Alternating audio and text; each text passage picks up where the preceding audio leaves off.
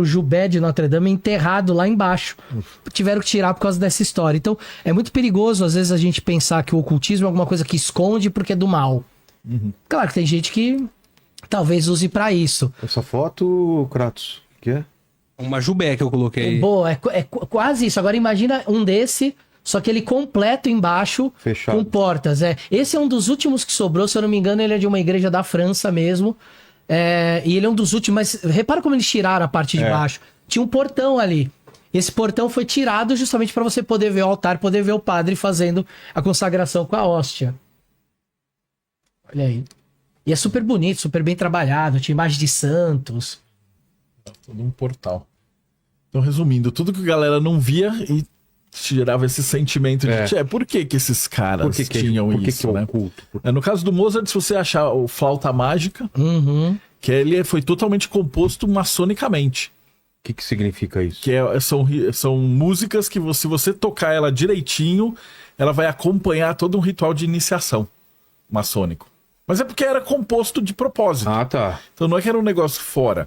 Não é que, por exemplo, como eles falam do Pink Floyd, que se você tocar o Pink Floyd com o Mágico de Oz, vai casar. vai casar. Mas vai casar porque os caras usam as tônicas bonitinhas e existe uma proporção, existe um tempo de cinema que bate com o tempo de música e aí é uma coincidência. Não é bem uma coincidência, é porque é harmônico, né?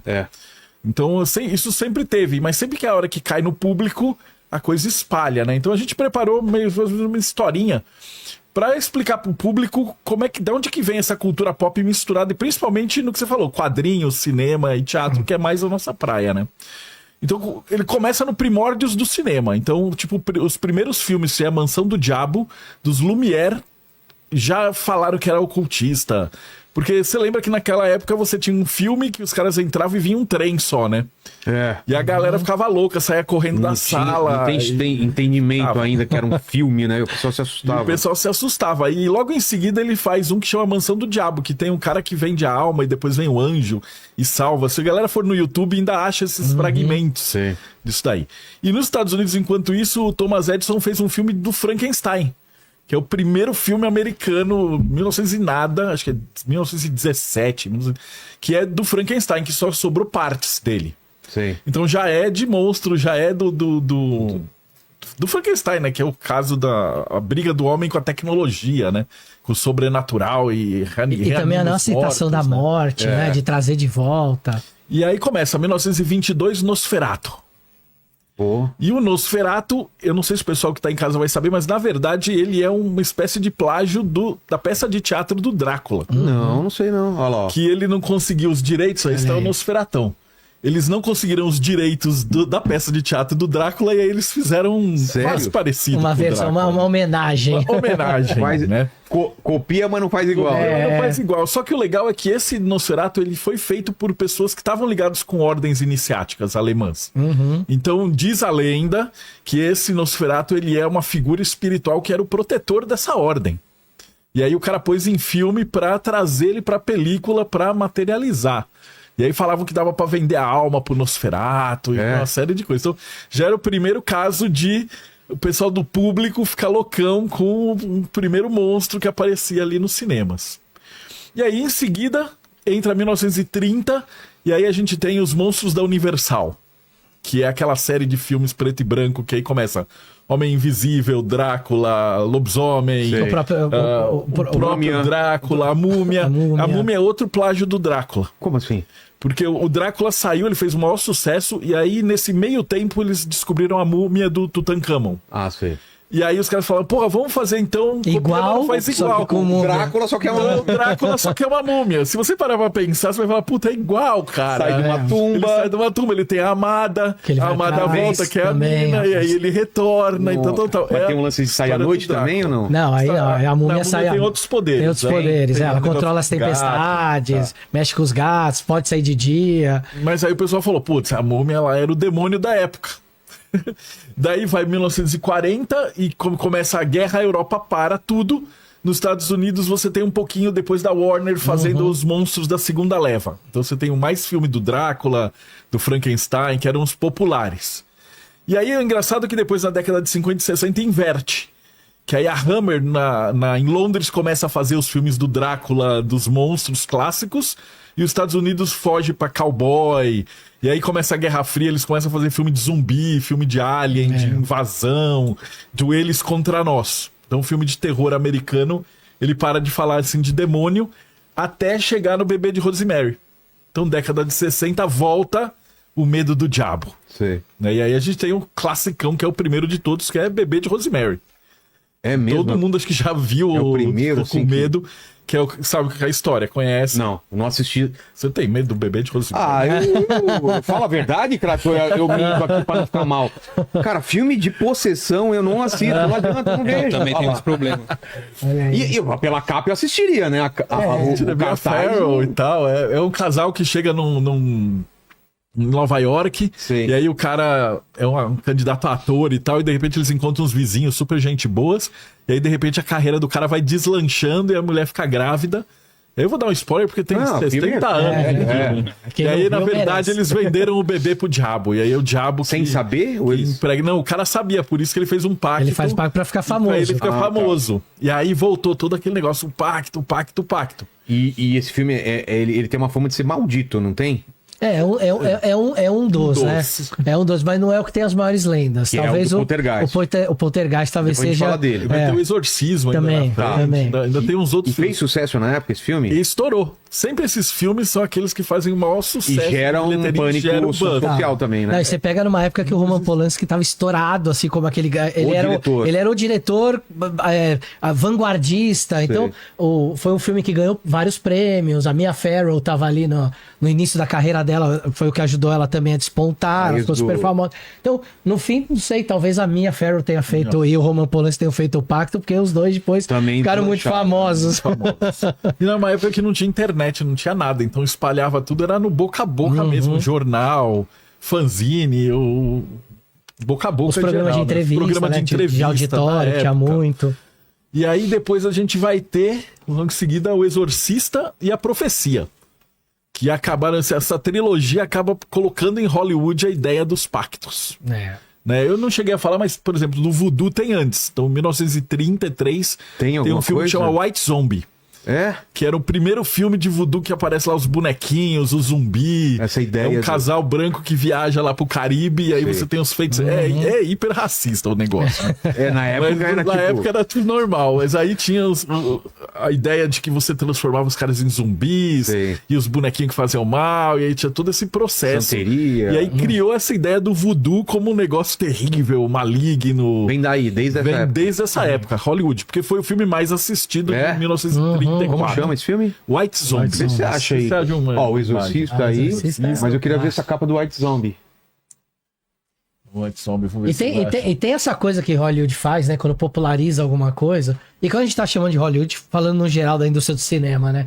Porque você pega o caso do White Zombie, é uma... É uma imagem do filme, será? É uma imagem do filme. Isso. Ó, repara que tem um personagem que parece Fidel Castro ali. Tem um pirata. E a figura... porque ele vai com a esposa dela que morre, e aí ele vai transformar ela num zumbi. E aí o mocinho vai lá e resgata ela e quebra o feitiço e tal. Esses caras da esquerda, eles são os zumbis. Entendi.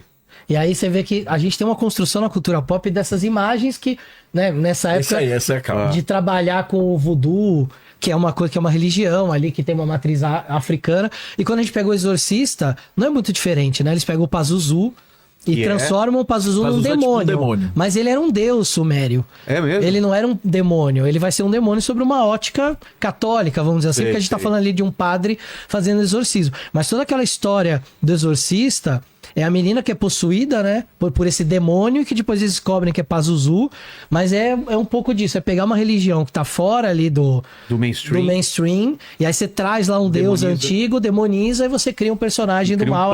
Cria um pânico geral. Como é uma religião também, vamos falar de um deus sumério. Quem vai adora, exato. Quem que vai reclamar hoje em dia? Sumérios. Ei, eu sou o antepassado sumério. Porque nessa época eles ainda nem colocavam goetia, nada, era um negócio um pouquinho mais... Colocar goetia significa o quê? Por exemplo, como fizeram no Hereditário, que aí eles colocam um demônio que é de verdade, entre aspas, no filme. Tá. Mas isso aí a gente já tá em bom, 2020. É. A gente vai chegar lá. Em que ano, mais ou menos? O White Zombie é de 1933. E o Exorcista? O Exorcista é de 73. Tá. Isso. Então, 70, 73, 74 a gente vai ter a Profecia. Com o Que aí Damien, a né? Profecia é o filho do demônio, que é... Não vi nada disso, Ele é graças o a Deus. filho do diabo, que ele é o Também fez filho sucesso. Muito. do muito. embaixador dos Estados Unidos na Inglaterra. E aí ele vai ser o próprio Tipo anticristo. É, e E tanto aí que a o nome dele é década de Damien, 70 pra ficar foi parecido com Damien. Demon. Ah, Demon. Então também tem. Esse nome Mas ficou super famoso. Por quê? Porque na década de 60 o Anton LaVey fundou a igreja de Satã e ela ficou super famosona. E o que acontece? Esse Anton LaVey aí, que acho Anton LaVey é que uma, ele é uma imagem legal de ver o Anton LaVey, é uma figurona. O cara era o quê? Ele era tocador de piano, o cara era pianista na vida dele normal. E aí ele percebeu que ele tocava de noite, na sexta e no sábado num puteiro. E no domingo de manhã na igreja. E ele começou a perceber que as pessoas que iam nos lugares eram as mesmas mesmas. pessoas. Falou, eu te conheço. E o maluco ficou pé da vida. E Com diz essa a lenda que hipocrisia. um belo dia que ele levantou no meio da igreja e ele soltou e foi apontando os nomes, falando que isso era uma hipocrisia, que era um... Tipo o Preacher. O Preacher pegou daí. Pegou daí Aham, esse pegou negócio. Pegou daí, referências ocultistas do Quem esse Preacher. cara? Esse é o Anton LaVey. Nossa, E aí ele montou uma religião que era baseada em tirar sarro da hipocrisia cristã. Uma paródia. Era uma paródia. Então o satanismo real do Não Anton era LaVey, sério, então? A sério? não era sério, cara. Era uma chacota com a igreja. Eles eram meio que ateus. Sei.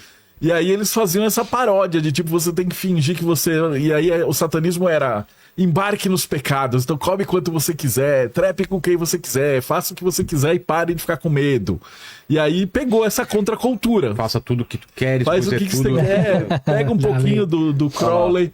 Olha lá, essa é a figura. Tanto que foi... Aí você vê que tem uma coisa Ele meio se levava teatral, a sério, né? ele tocava em circo, então ele tinha todo o teatral, né? conhecimento do teatral. Então ele fazia isso aí, fazia o altar com uma mulher pelada no altar.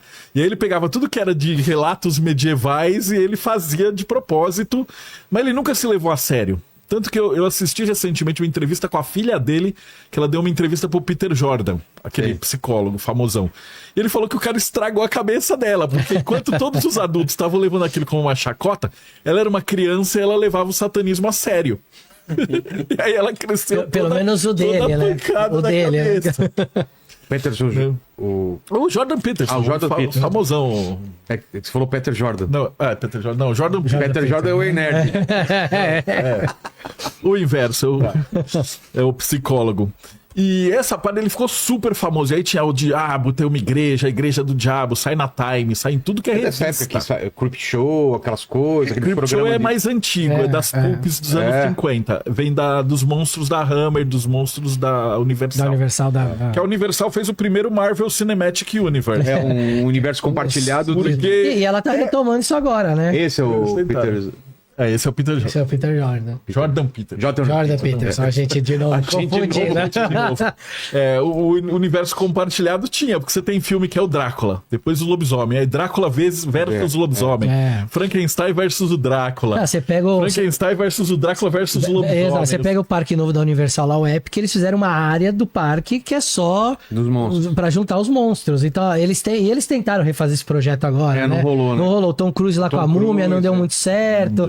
Mas eles ainda não desistiram dessa ideia. Eles estão querendo criar um universo que seja ali uma junção de King Kong com Godzilla, com vampiro, com Frankenstein. Nossa. Eles querem juntar tudo na mesma coisa e ver o que sai. Daquela época. Que É. era os clássicos do terror, né? O Drácula é um clássico, mas ele foi escrito por um ocultista. Ah, é? Então o arquétipo do vampiro do Drácula, ele é pra ser como se fosse um encosto. Porque imagina que um médium que tá enxergando um fantasma. Sei. E aí esse fantasma vai sugar o Léo. Então ele tem que chegar e sugar pelo pescoço.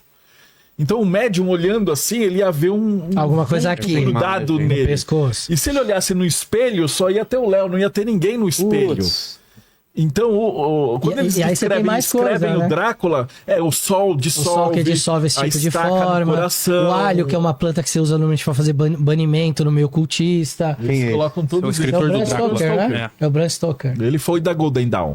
Então ele escreveu. Golden Dawn, que era? Golden Dawn era uma ordem secreta que De lidava verdade. com magia Séria. de verdade. Séria. Séria. Foi fundada ali no fim do século XIX. durou algum tempo, porque o Aleister Crowley publicou os rituais dela num jornal e acabou ficando público, mas muitos ocultistas famosos que saíram de lá acabaram fundando outras coisas. Então você tem John Fortune, você tem o próprio Bram Stoker fez parte da ordem, você tem poetas como Yeats também fez parte. A John Fortune faz um livro que chama As Aventuras do Dr. Traveler, que depois, mais tarde, o Alan Moore pega e faz o John Constantine, baseado nesse cara. E ele era praticamente o Constantine. E, cara, e tem umas coisas muito loucas quando você pega a literatura, além do Bram Stoker. Tinha um escritor, Rosa Cruz, do século XVIII. Ele escreveu um livro que era sobre a energia vril.